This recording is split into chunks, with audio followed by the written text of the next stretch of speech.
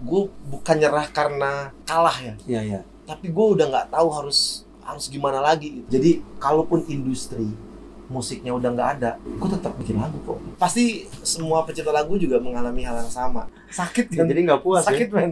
Iya men. Menurut gue lockdown itu nggak cocok buat bangsa Indonesia gitu, dengan segala kelebihan dan kekurangannya gitu.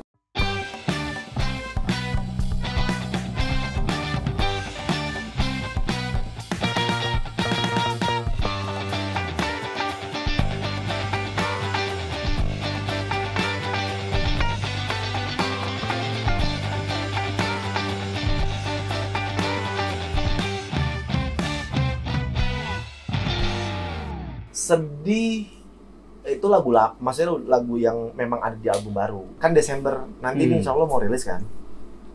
Ya setelah dari Di Rumah Aja gue pengen tetap ada single karena udah dari April terus 4 bulan kemudian harus ada rilis, harus ada rilisan nih menurut gue. Ya udahlah rilis sedih aja gitu. Terus menariknya di sedih itu, selama ini kan Om Sandy itu identik sama akustik gitar. Tapi di situ Akustik piano. Piano ada akustiknya. Kenapa gitu? Yang pertama bikinnya emang pakai piano gitu. Oh, bikin lagu awalnya pakai piano. Terus ini pakai ini. Si Wih, kuning-kuning ini. itu karena asap tuh. Iya. Lama-lama jadi gading ya. Jadi gading. itu gila sih gua. Anak-anak lu diapain sih? Gue bikinnya di sini kan. Habis itu sempat take gitar. Tapi gue mikir lagi, ini emang lebih deep kalau tetap balik ke aslinya pakai piano. Ya udah akhirnya rilis lah dengan instrumen piano. Sebulan lalu ya? Iya, sebulan lalu. Luar biasa. Nah, ngulik dia ya kan. Sebelum ngobrol di langit ya. Enggak lah, ini kan legend nih buat saya ya. Legenda ular putih. Ada lirik tentang susah ketemu ya gitu. Pokoknya Oh iya. Ya. Iya benar. Itu mungkin kan udah di langit kayaknya. belum di langit. Masih di kilometer ketinggian berapa gitu, belum nyampe langit. Oh. Jadi gua waktu itu gini, kayak pas bikin tuh gue nggak bisa keluar dari bayangan lu nih. Akhirnya gue pengen ngomong gue ikhlas. Ya udah gue ikhlas dengan keadaan ini. Tapi gue nggak cocok untuk masukin kata ikhlas gitu. Religi banget gitu kan. Iya. Jadi gue dapat kata menyerah. Itu yang nggak lama tuh. Jadi endingnya kan harus ditutup dengan apa nih gitu. Bayanganmu selalu ada di dalam duniaku gitu. Terus gue pengen ngomong, aku ikhlas, nggak enak kayaknya gitu. Akhirnya gue dapat kata menyerah. Menyerah itu menurut gue arti dari keikhlasan. Jadi menyerah arti dari keikhlasan. Menurut gue, karena waktu itu gue juga di kondisi yang sama yang gue cerita tadi. Gue bukan nyerah karena kalah ya. Iya. Tapi gue udah nggak tahu harus gimana lagi gitu. Nah di titik itu gue mengikhlaskan itu. Dan gue dapat di lagu sedih. Jadi ku menyerah itu part of ikhlas lah. Dalam juga ya. Ternyata karena di lagu-lagu sebelumnya ini kan kalau gue sengaja dihubungkan ya. Telepon aku 727 6 kali. Gitu. Terus lanjut Sabtu, Minggu, awalnya nelpon dulu, udah ketemu. Nah, pas Sabtu Minggu ternyata sedih. Ternyata sedih. Nah, setelah sedih gue mau rilis Hello. Oh, jadi berarti nyambung sama telepon tadi. Hello. Gue mau rilis Hello Desember nanti mudah-mudahan. Desember. Judulnya Hello. Nah, liriknya nih dari 2 lagu sebelumnya yang tadi gue sebut tuh Telepon Aku, terus ceria lah ya. Ceria. Ceria. Iya, ceria. Nah, ini liriknya lebih serius, lebih deep gitu. Lebih deep. Menurut banyak seniman, penyanyi, pencipta lagu, Om Sandy ini kan dikategorikan orang yang bisa bikin lagu paling cepat. Kadang-kadang cuma berapa menit dengar ini tiba-tiba langsung bisa, oh ini liriknya yang Mari itu juga sama. Jadi Mari itu pas masuk studio kan waktu itu lu sempat gue kabarin itu gue lagi nyari hawa tuh, gue belum ada materi, gue coba kebayang nih harus ada kontrak nih, gue bilang gitu kan. Itu belum ada apa-apa, terus si Richard bantuin kan. Iya benar. Richard Ramos bantuin. Sen, lagunya mana? Belum ada. Gila lu. Iya belum ada. Udah tenang aja gue gitu. Terus dapat energinya. Dan gue juga dikirimin voice note itu, gue disuruh Raga. Tapi baganya juga bikin, walaupun kata-katanya belum ada. Ya, bahasa nyamuk ya. Iya, bahasa nyamuk. Jadi secara nggak langsung, ini orang kok bisa ya? Kan dia jauh banget ya sama reggae ini sebenarnya. Terus dia tahu raga. Jadi pemahaman lu soal genre ini emang luar biasa. Gue akuin itu. Lumayan Iya. lah. Lumayan tipis-tipis lah. Di Dan- pantai-pantai aja nggak nyelam. Nah, terus kan dari Eric simple. Sebenarnya hidup lu tuh simple nggak sih? Simple loh. Simple banget. Kan nama tengah gue simple, Sandy Simple Canester. Pantesan tuh. Nah, enggak beneran. Tadinya sih keren, Sandy keren Canester. Kalau ganteng kan udah Afgan. Afgan kan udah ganteng kan, ya kan? Atau ya udah keren lah, gue cari kerennya lah. Sandy keren, terus cuman karena ada kondisi simple ya udah gue ganti aja Sandy Simple Canester. Orang bisa nulis lagu bagus, tapi sulit ketika bilang menulis lagu simple. Orang bisa bilang lagu ini simple, tapi banyak orang tuh sulit menulis lagu simple. Gitu. Apa karena hidupnya nggak simple, ataukah karena dia kalau gue bikin lagu, gue bisa jujur banget di lagu. Karena mungkin kalau gue bercerita sama orang pasti banyak skatnya di situ. Gue banyak nahannya, banyak apa. Tapi kalau ngomongin lagu, gue bisa tumpah. Jadi kalaupun industri musiknya udah nggak ada, gue tetap bikin lagu kok. Jadi kalau bikin lagu tuh kayak kebutuhan, emang butuh tumpah gitu. Yang sedih tuh kalau misalnya gini, di kepala udah banyak tema, udah banyak, tapi nggak bisa dikeluarin. Iya, nggak bisa dikeluarin. Ngerti kalau sakit kan? Jadi nggak puas sakit ya? men. Iya men.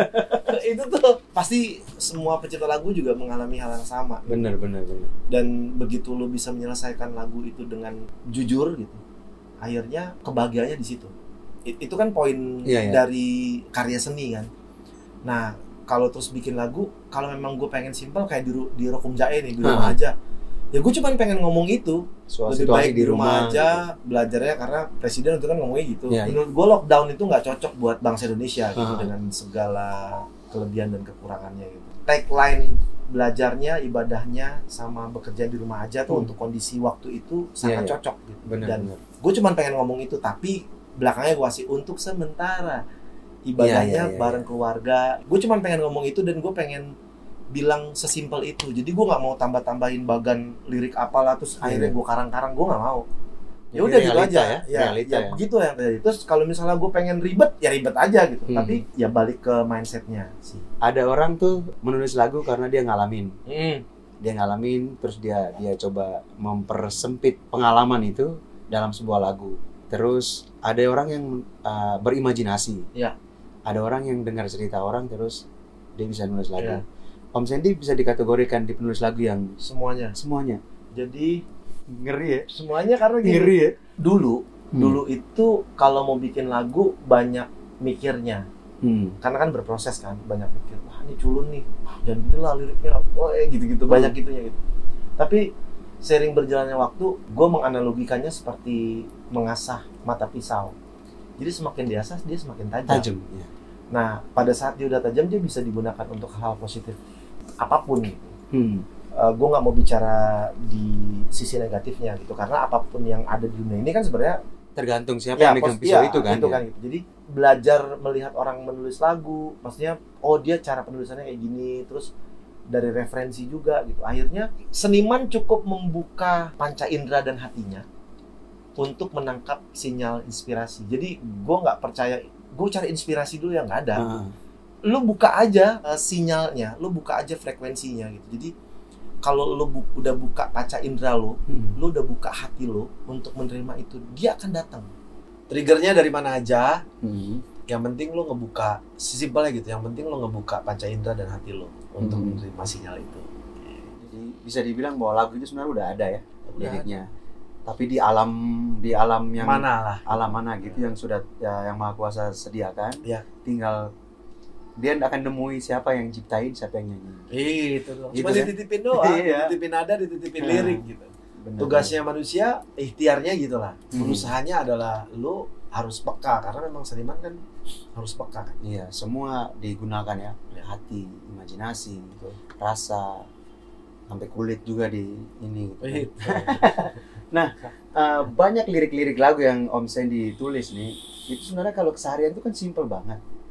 Kayak contoh lagu itu kayak telepon aku 727. Ya, belum banyak di Indonesia yang menggunakan lirik seperti itu. Yang itu cuman hanya indah ketika dibicarakan. Telepon aku ya. Telepon gue ntar ya. Telepon gue ya. tapi itu bisa jadi lagu yang rasa apa love-nya itu ada. Bahwa dikemas jadi ini lagu cinta loh, tapi nggak harus puitis banget, tapi nyampe gitu. Dan caranya gimana sih Om sampai bisa gitu? Enggak, itu tetap hasil imajinasi juga sih. Tapi gini, kita kan saling menyerap ya, belajar dengan keadaan, belajar dengan alam, belajar dengan kondisi gitu ya, kondisi dan keadaan itu. Nah, di telepon aku itu kayak gue kayak ada challenge lah terhadap si angka, karena di lagu dangdut itu gue terinspirasi sih sama Rhoma Irama 135 juta. Oh, itu keren. Iya. Maksudnya angka itu nggak mudah dimasukin ke dalam lagu. Dan Rhoma Irama salah satu musisi jenius yang bisa memasukkan angka itu dan enak. Terus dangdut juga ada RT5, RW3, RT5 itu kan enak kan gitu. Lagu anak-anak juga ada. Satu-satu aku sayang atau satu ditambah satu. Iya. Nah, di pop waktu itu kayaknya belum ada nih. Iya.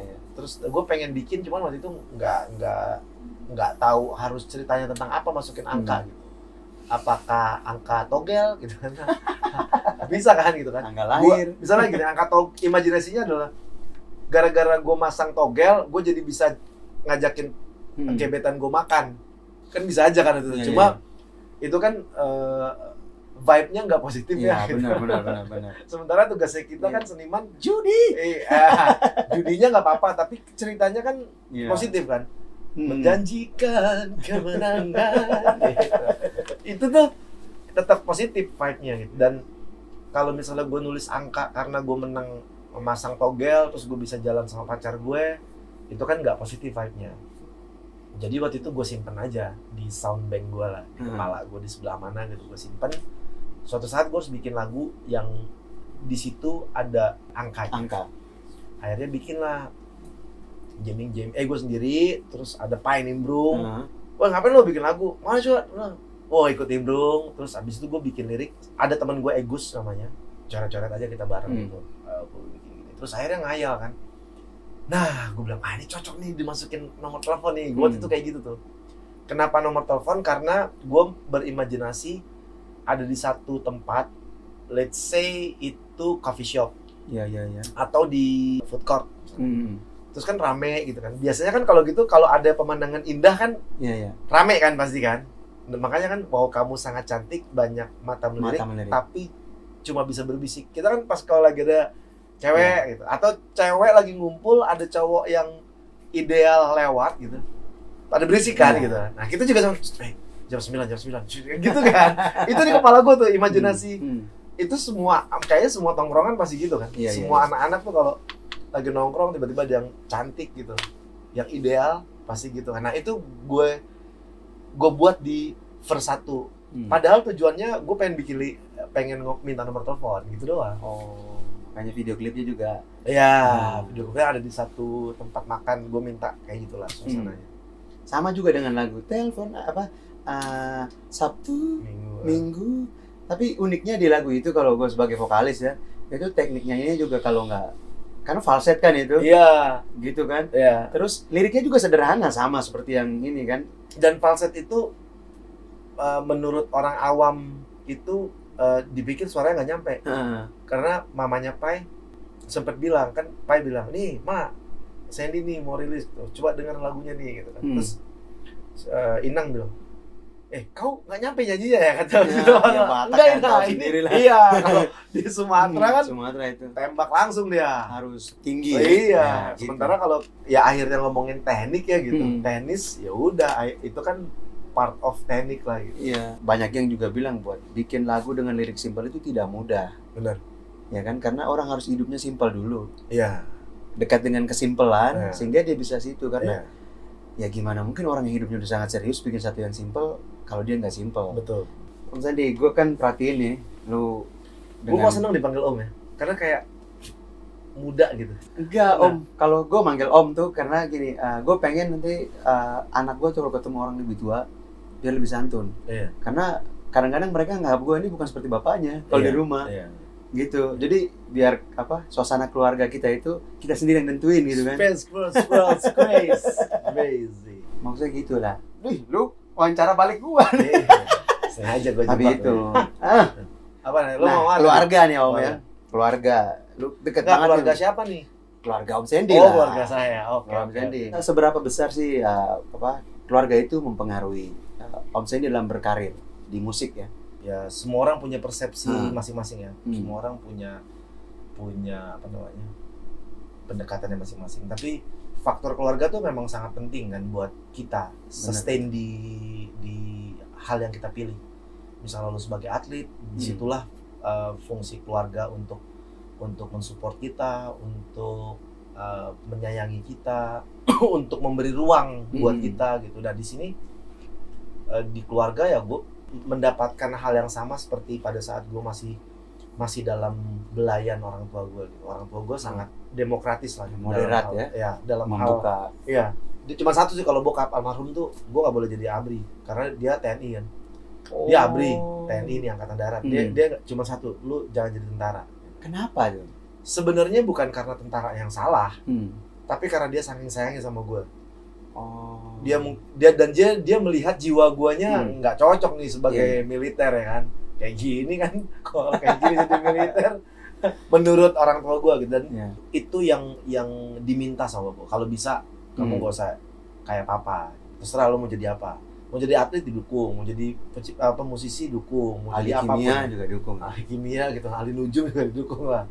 Tapi waktu itu cuma bilang itu doang. Dan di sekarang gue juga punya keluarga yang sangat mensupport, dan yang terpenting kan memberikan ruang buat kita. Seniman tuh kan ya gitu ya, punya keanehan masing-masing kan, dan punya cara berpikir sendiri, cara memaknai semua masalah juga sendiri. Terus punya gaya hidup sendiri gitu. Dan yang terpenting kan ruang itu bisa dikasih ke kita pada saat frekuensinya sama. Benar. Nah di sini keluarga gua, keluarga lu juga, dan keluarga seniman lainnya tuh memberikan setelah frekuensinya sama, akhirnya kita dapat ruang, dan disitulah tempat kita buat berkreasi.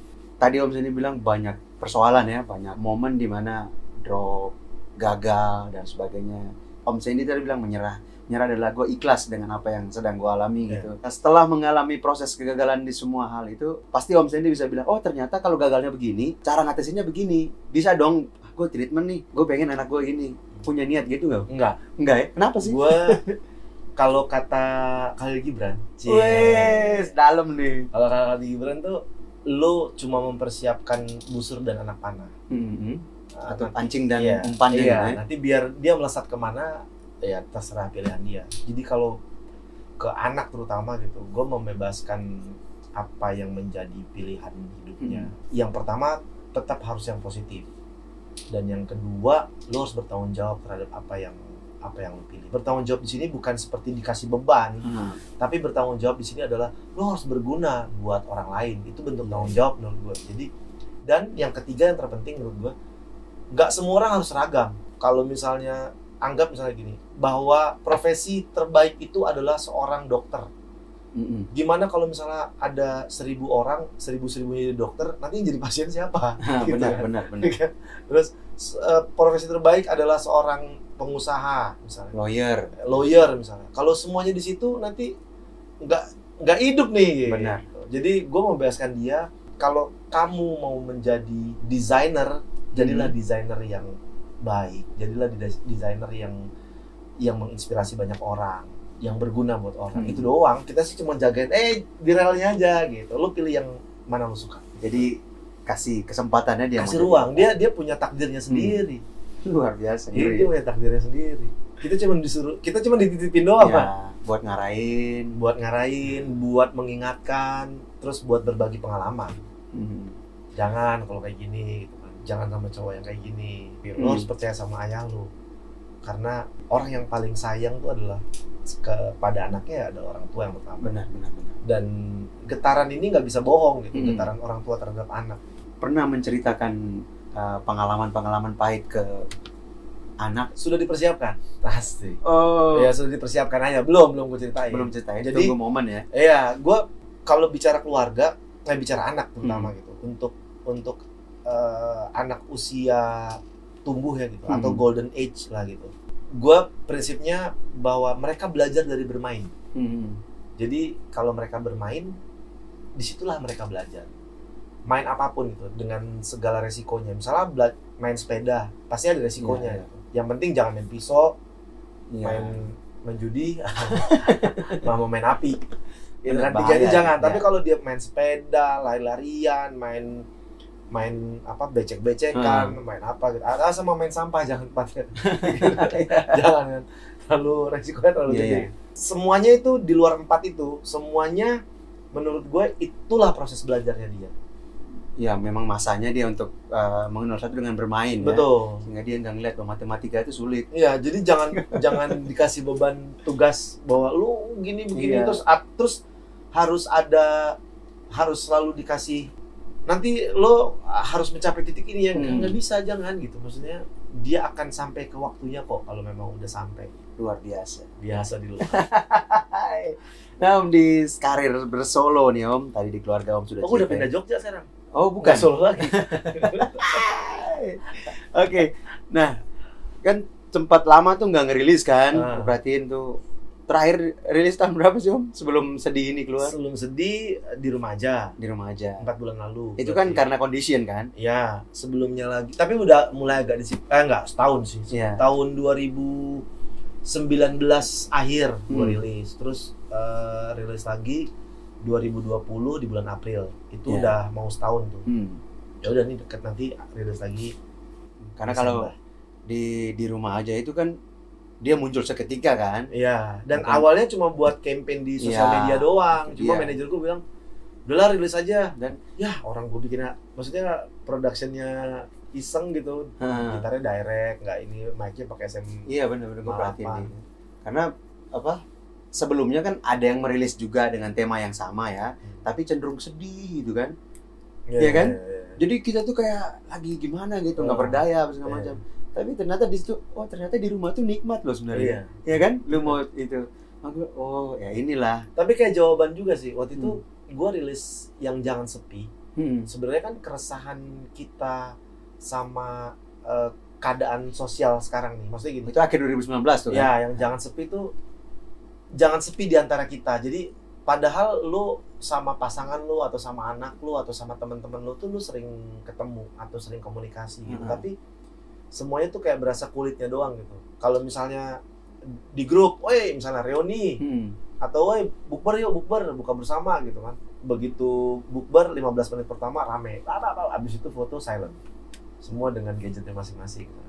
Kan sebenarnya jadi ada rongga di situ kan. Harusnya teknologi itu justru mempermudah kita untuk silaturahmi. Benar. Gitu. Tapi di situ malah ada kayak gap. Nah, itu kayak keresahan gue. Misalnya seorang ayah ngajakin anaknya ke playground, benar. Tapi begitu anaknya main di playground, bapaknya tetap asik main handphone, misalnya gitu kan. Iya. Atau fenomena istirahat orang-orang kantor, gue sering banget kita ngeliat gitu. Ada sekerompolan orang dengan template-nya kopi dan rokok, terus semuanya ada 5 orang diem main game. Maksud gue kayak agak resah dengan itu. Gue nggak nyalain gadgetnya gitu. Sama kayak tadi pisau kan akhirnya. Iya. Bukan itu yang salah gitu, tapi kita menempatkannya yang mungkin kurang arif. Harusnya kita punya waktu setengah jam atau 1 jam untuk istirahat. Kita gunain misalnya yang muslim lu ibadah, habis itu lu makan, sisanya ngobrol. Habis itu lu kalau main game sebelum tidur aja lah. Menurut gue ya, lu main game sebelum tidur, lu main game aja itu sendiri. Itu me time lah. Cuma kalau pada saat lu gunain itu harusnya kita sebagai makhluk sosial berinteraksi, malah enggak kan gitu.